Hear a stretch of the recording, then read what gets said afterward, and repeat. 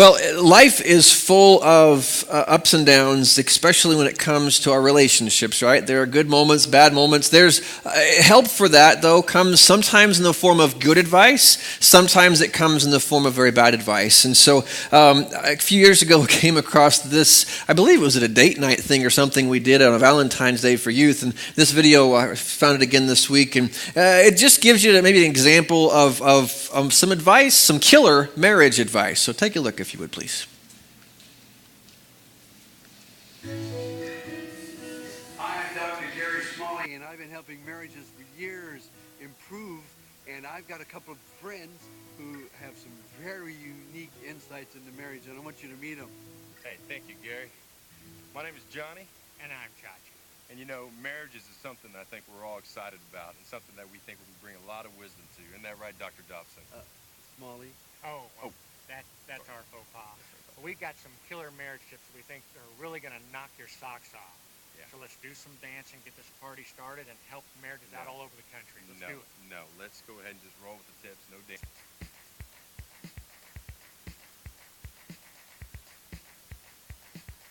When you get the chance, finish your wife's sentences For her.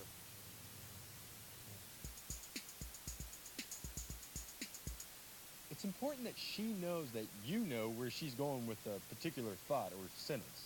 Yeah, this says, I know you, I love you, and you're predictable, but in a good way. When on vacation, have fun, but make sure your wife knows exactly how much this thing is costing. Now remember, allowing her to feel guilt can actually be a good thing. Right you are, because guilt is actually an acronym for good financial stewardship. No, Yeah, it is. It is. It is. that's not my It is. When you're in an argument, it's key to use the time that your spouse is talking to come up with what you want to say next. So it goes like this. You speak, and then while she's speaking, you think, and then you speak again. And that's how the killer comebacks happen. Surprise your wife with a weekend trip for you and your buddies.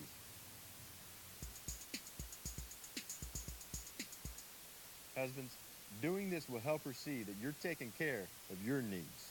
And taking care of your needs will give you the ability to take care of her needs.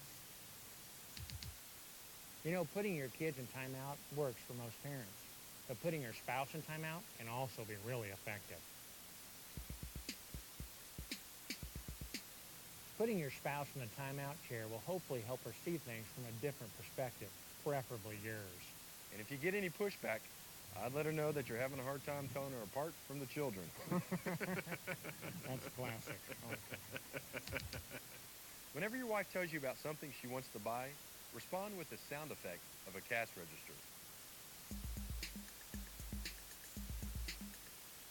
Here's a little role play for you. Hey, honey, I'm going to go buy some skinny jeans. Cha-ching. Hey, honey, I'm going to go get some bread now. Cha-ching. You know, guys, those are kind of horrible tips. Okay. I mean, when you think about it, those were killer tips, and I think they'd, kill most marriages. Well, I guess we're at an impasse then. Awkward. Hey, Gary, here's an idea, though. To keep the video rolling, let's just do the robot at the end and send this thing off for some fun, if you know what I'm saying. You want to do that with us? I tell you what, I was, a little bit uncomfortable by this, and it's kind of, weird.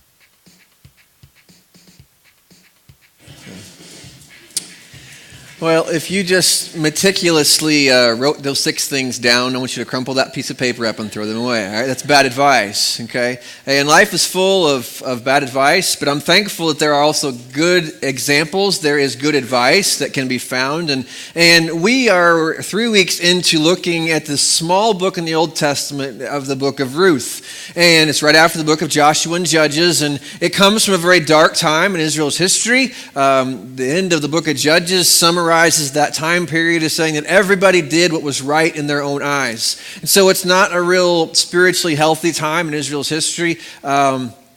And a lot of things reflect that, the way that they treated each other, the way they responded to much of the world and their circumstance in their lives. And so it's not a very spiritually healthy time, but yet out of it comes this beautiful example of these three people actually that kind of make up the heart of this story. Last week we met Naomi, and Naomi was this widowed woman who 10, 15 years ago before had lost her husband as they'd moved to a neighboring country of Moab, lost her sons, but in the course of that had gained a daughter-in-law by the name of Ruth. And so we've met Naomi, we've met Ruth. Today we're going to meet the third main character, which is where the real heart of the story really takes off. It's this love story between Ruth and Boaz that really consumes much of the rest of the last 3 chapters in the book of Ruth. And so if you've missed that, I'd encourage you to kind of catch up on that, read through that book. You can read it in 15 minutes probably and just know the story. But really the big picture of the book of Ruth is all about God working. Ultimately, he's going to bring King David, who was the ultimate king of Israel,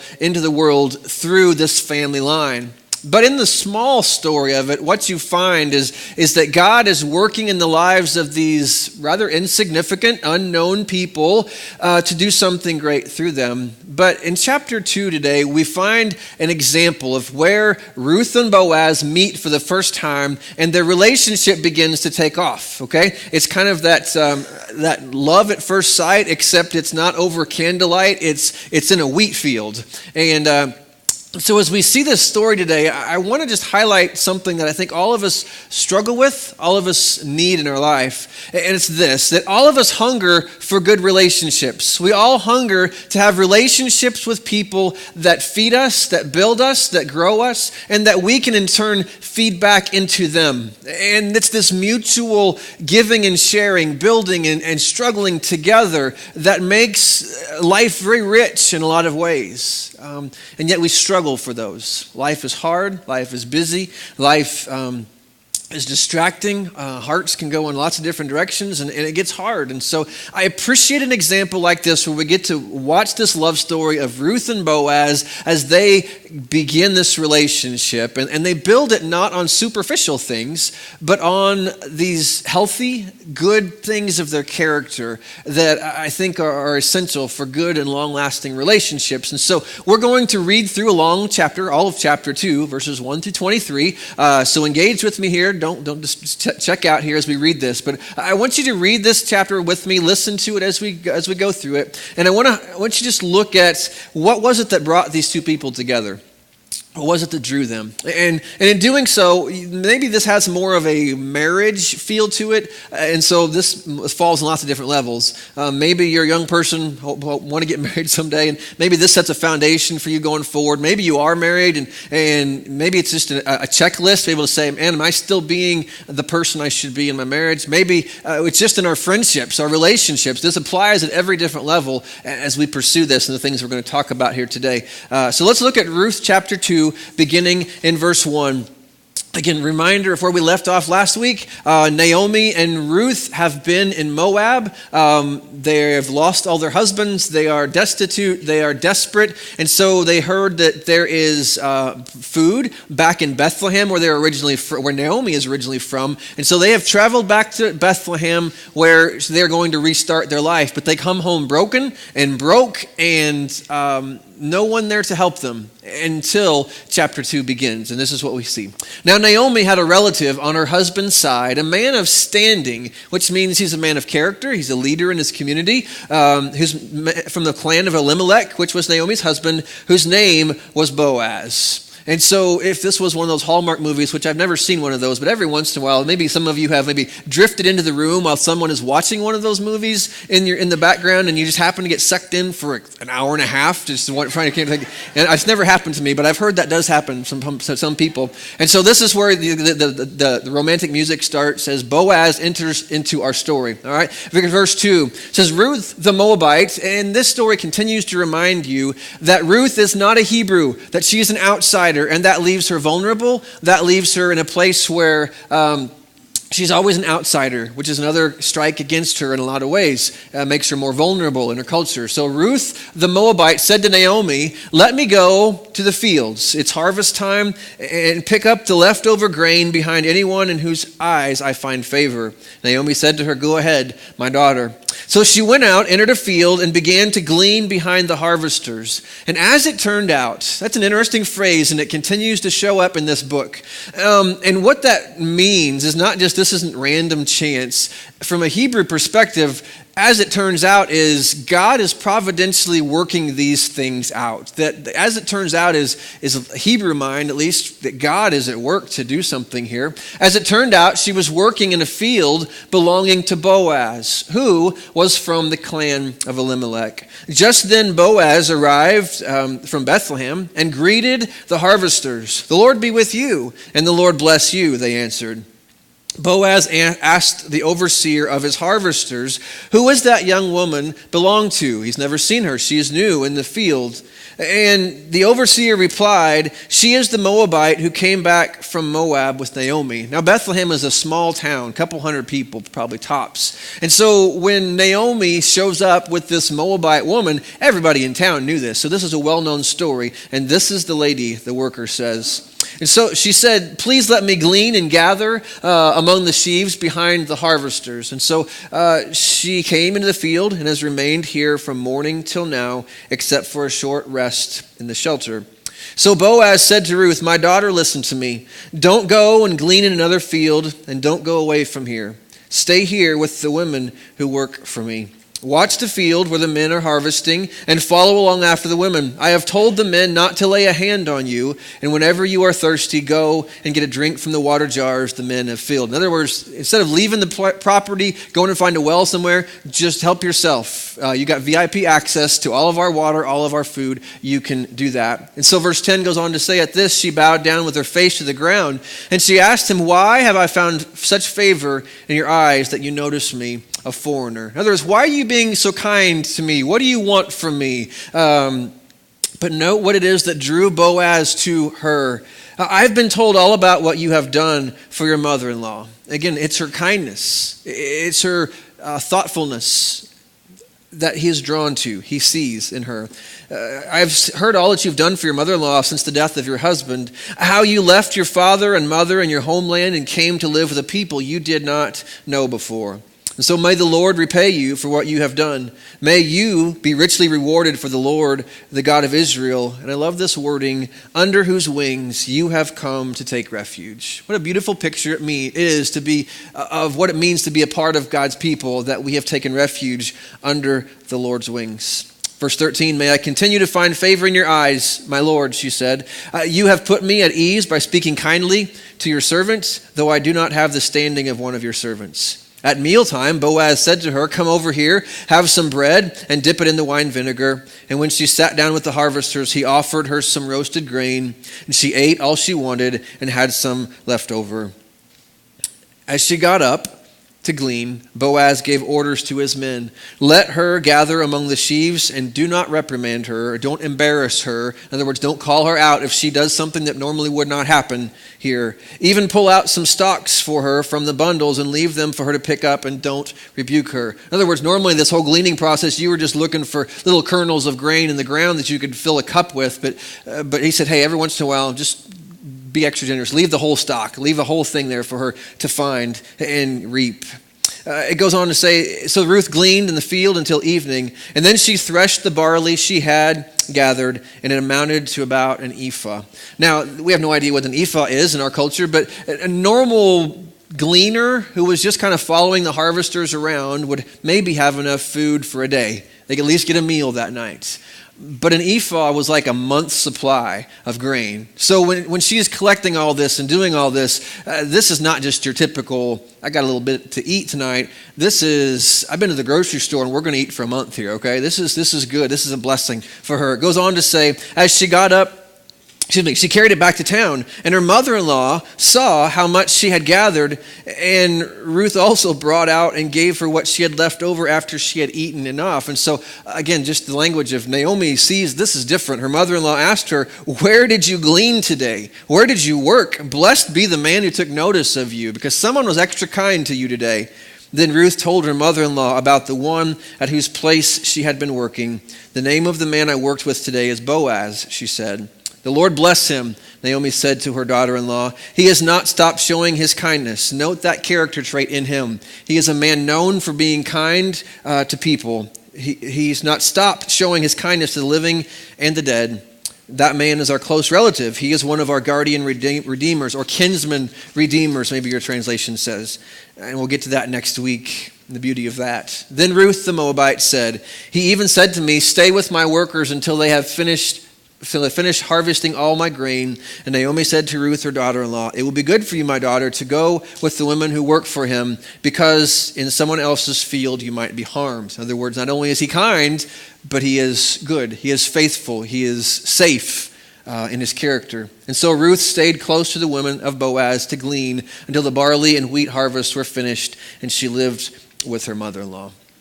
And so you read that story, again, it's the foundation, it's the introduction to this really cool relationship that will be growing and ultimately culminate in a marriage here in the next few weeks. But I love where it starts, because oftentimes you and I, when we come to a relationship, whether we're talking about a marriage or a friendship or whatever it may be, there are two sides that oftentimes that are necessary for that to be a good and healthy relationship. It is what I bring to the table and what does the other person bring to the table.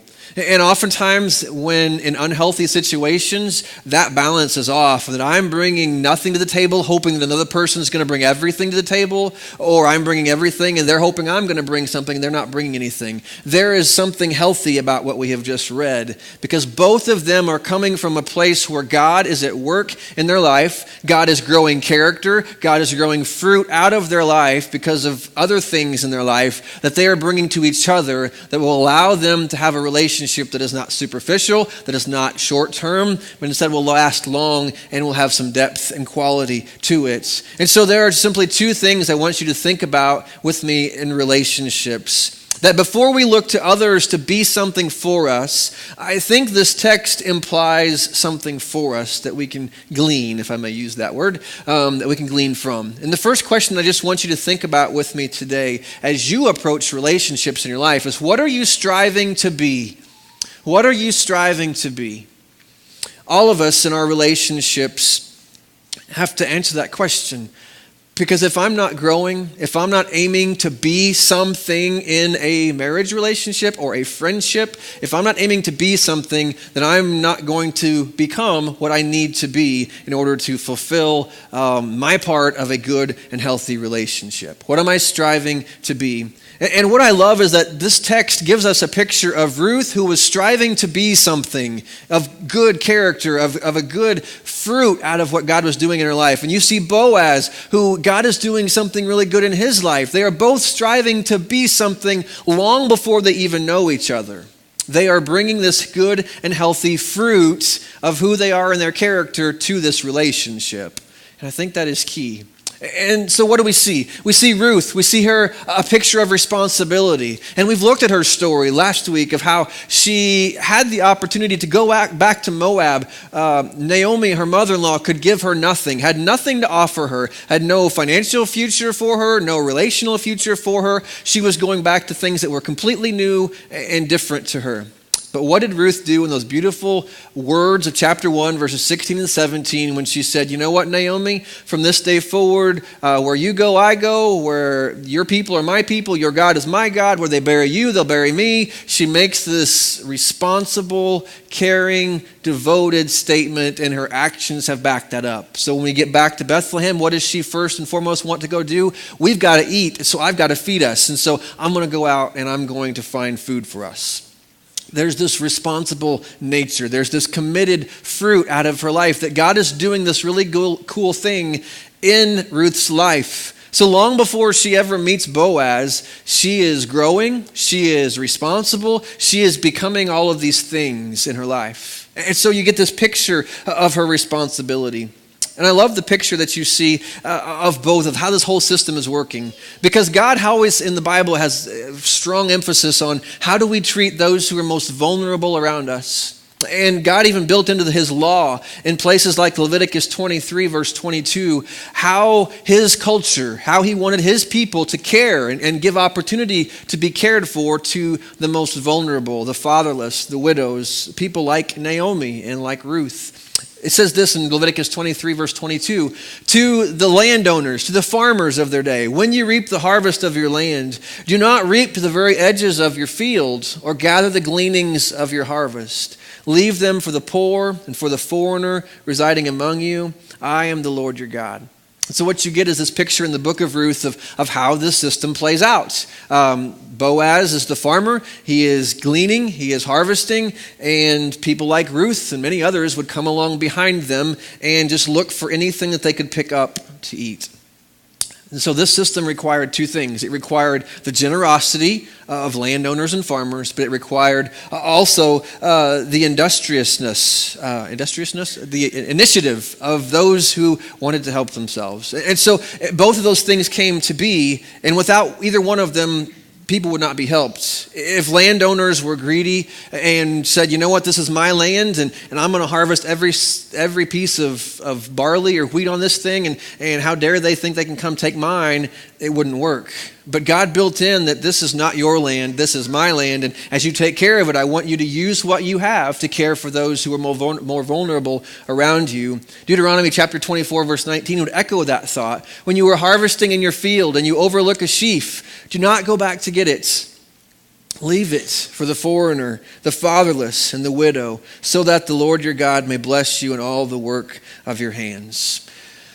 That echoes the whole sentiment of much of the Old Testament, and Jesus models that through his life and his ministry in the New Testament, that God has a heart, and how we respond to people like Ruth is so important. And so Boaz then is given this picture of being a very generous man. That Ruth is this picture of this responsible person who's striving to care for her mother-in-law. Boaz, though, before he even meets Ruth, is a man who is known for his kindness, is known for his generosity. He's known for treating people well, for being a safe person to deal with and to be around. And so you have these people who have this character that has grown into them.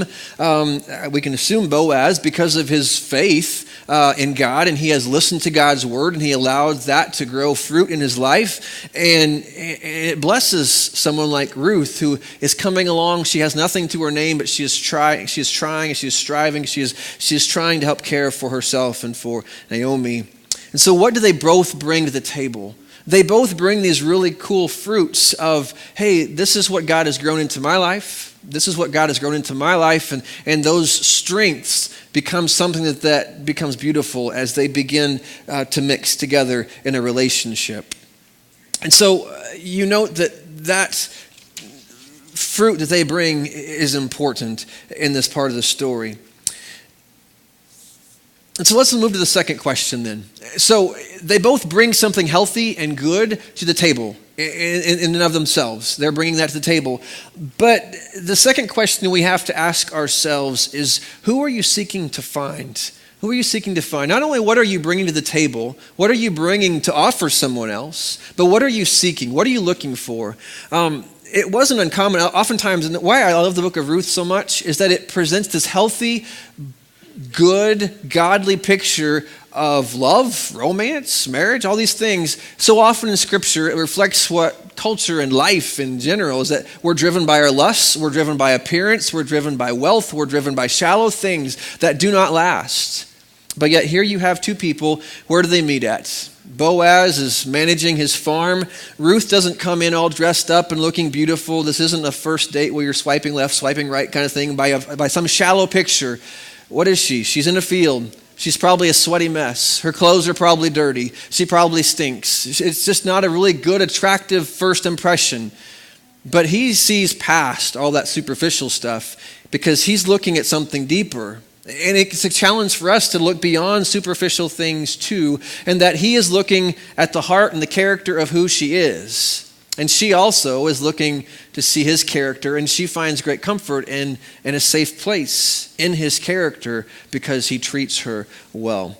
And so several years ago, Rick actually did a lesson on this and had these questions that he kind of gleaned from this passage that I think were helpful just to kind of make some application of this. And so if you're a parent trying to help your young people think about, okay, someday you're going to want to grow up and maybe marry someone or have a relationship with people. What are you looking for? Maybe you're in that position and maybe this helps you. Or maybe we're adults and you're grown up. Maybe you are married or have been married and you're thinking, okay, in the future or even the present, who am I? How do I evaluate my relationships and what I'm bringing and who I am and who am I looking for? These three questions that he draws out of this text. Number one, how do they treat people? When you're looking at another person to possibly engage in a relationship with, how do they treat other people?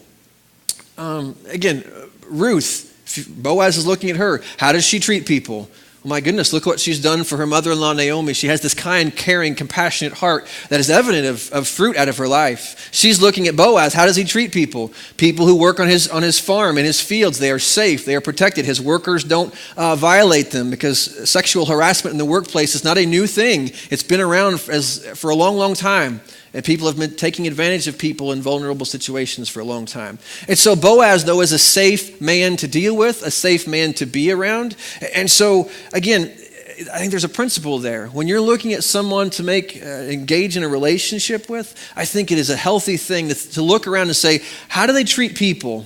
How do they treat other people? Are they rude, difficult, or are they obnoxious towards people? That's an evidence of what's going on in their life.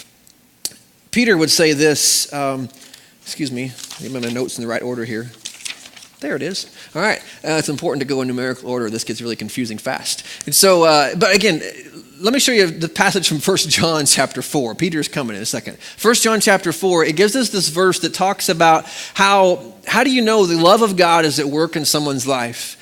And what you do is you look at how they treat people. 1 John chapter 4, verse 20 says, whoever claims to love God yet hates a brother or sister is a liar. In other words, the evidence of God at work in someone's heart and their life is their ability to love other people. For whoever does not love their brother and sister whom they have seen and dealt with and heard from and interacted with cannot love God whom they have not seen. And so, again, what I love about Boaz and Ruth in this story is that you see God's love at work through the way they have treated other people in their life. And there's evidence of that. And so there's a good chance this is going to be a good, safe person for me to deal with in my life. And so how do they treat people? Number two, what do I find attractive about them? What do I find attractive about them?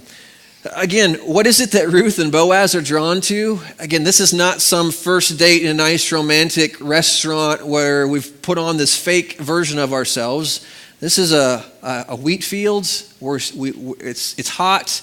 We're busy. There's demands, and we got to get the harvest in, and we don't look good. We probably don't smell good. It's just not a real attractive scene in a lot of ways. And yet, what is it that Boaz finds attractive about Ruth? It is something deeper than superficial appearance. It is her character. It is her choices. It is her actions. And what does she find attractive about him? Again, it is not his nice farmhouse he lives in. It's not the nice donkey he rides up on. I don't know what had the newest stereo system. It's not none of that stuff, okay? It's this safe, caring, generous nature that he dealt with people from. And she's attracted to that. And so, again, it's helpful just to stop and think in a culture that through the music that we listen to, through the movies that we watch, and the TV shows that we watch, the books that we read, everything in our culture pushes us to this chemical, physical reaction that's the most important thing.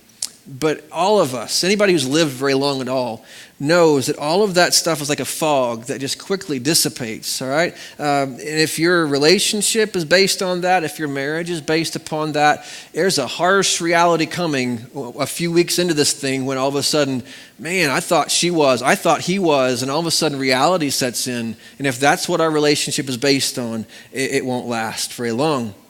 It's got to be something deeper. That's why we have to keep thinking, what am I becoming? What am I offering to my friendship, to my potential marriage? What am I offering to my marriage? What am I bringing to that? And what am I looking for out of that? 1 Peter chapter 3, verses 3 through 5 is written mostly directed at the ladies in the church that Peter was writing to, but certainly the principle applies across Scripture to all of us. When it says your beauty should not just come from outward adornments or elaborate hairstyles and the wearing of gold jewelry or fine clothes. In other words, all that stuff is just superficial. It's fine, it has its place, but it's just superficial. Rather, your beauty should be that of the inner self. Boaz and Ruth, that inner beauty that they had, the unfading beauty of a gentle and quiet spirit, which is of great worth in God's sight. This is how the holy women of old made themselves beautiful. Again, I think that applies to both genders. And so as we think about who are we, what are we looking for in another person? Again, if you're at the place of looking, certainly think deeper than just, oh, that person's pretty, or that person's handsome, or that person has or does. It's about who they are and their character. And the third question is where do we see God in this relationship? Where do we see God in this relationship? Again, that phrase, as it turns out, you could see behind the scenes that God is orchestrating all of these events to bring them to a place where God is going to do something in their home in the years to come. Because they both were pursuing God individually. They both brought godly character and godly attitudes to their home. And so living faithfully for God individually allowed them, as they joined their life, to do something really cool that we'll see in the next few weeks. And so God comes and he gives us this really cool gift. And he just simply, I think it's helpful to sometimes stop and think, as I approach my relationships and I look at them, who am I trying to be? And again, sometimes we can try to be in superficial ways, just try to be something we're not in order to fit in or to gain someone's approval. We can just try to be something we're not. But I don't see that in Ruth and Boaz. They were genuine. Their hearts were true. They were just trying to be their best for God. So they're trying to bring that to the table in relationships. And what are you looking for? Again, if you're looking for friendships, if you're looking for a future spouse or looking to be the best spouse you can be, those are important questions to stop and think about. What am I looking for? What is important to me? What matters in life? And we'll do that with a lot of things. If we're going to make a major purchase, we'll list all the things that we want out of that thing, right? I want my car to have this. I want my computer to have this. I want this, and this, but sometimes we don't do that with people. And again, we got to be careful. Don't have to be harsh and rude. But as far as a serious relationship, those are important things to stop and ask and think about. Andy Stanley wrote a book about dating a few years ago, and I didn't really read all of it because I wasn't really at the dating scene in my life after 20 years of marriage. But I wrote it because I read it, part of it because I have teenagers, and that's even more terrifying than going through it yourself. And so he had this quote that I want to put it here. I'm going to read it a couple of times because you have to think about it, okay? He says this: when it comes to this whole relationship stuff, you want to become the person you are looking for is looking for. All right, so let's read that again. You want to become the person that the person you're looking for is looking for. In other words, if you're a person who's like Ruth, who is looking for a man who is safe, who is looking for a man who is going to take nice care of me, he's going to be kind, he's going to be generous, he's going to have all these things, then that person is looking for somebody like that, right? And so who is Ruth? She comes and she is responsive and she is caring and she is attentive to that and she's drawn to that. And so it's all about who we are becoming in our relationships, whether it's friendship or whatever it may be, whatever level you want to work your way up. A person of character, a person of virtue, a person of faith is what you want to be, because if you want to find that person, they are looking for a person of character, of virtue, of faith. And if you're not that person's going to look past you. And so people of character value character. People of honesty value honesty. And so I think it's just important to stop and think about and allow that to instruct us and to say, let this love story that we're reading so many years later teach us and help us to do our best in our relationships now. And so I hope that you will glean something good from that and just kind of think about and ask God to help us. And that's where we end this whole thing. The thing that, as Charlie said during our communion time today, that we can put a lot of pressure on ourselves to be something that it's hard for us to be. And the thing that's so beautiful about the gospel is that it allows me that this fruit, where does Ruth learn those kinds of traits about caring for other people and leaving behind? You learn that when you walk with Christ. Where does Boaz learn to be kind and generous to people, to treat people with respect and not harm them? Where do you learn that? You learn that in the Word of God. And as you walk with God, He begins to grow fruit out of your life that helps you and grows in the relationships that you're trying to build. And none of us come to a marriage or come to a friendship, and I don't come and say, hey, I've got my act together, I'm perfect. But we come and say, I'm growing, I'm striving, I'm submitting myself to God, I'm humble, I'm teachable. And those kinds of traits are what relationships grow with and are built upon. And so I'm thankful that no matter where you're at in this whole thing, struggling, successful, searching, that the gospel provides help for us. And so let's ask God's help as we finish here. Father, thank you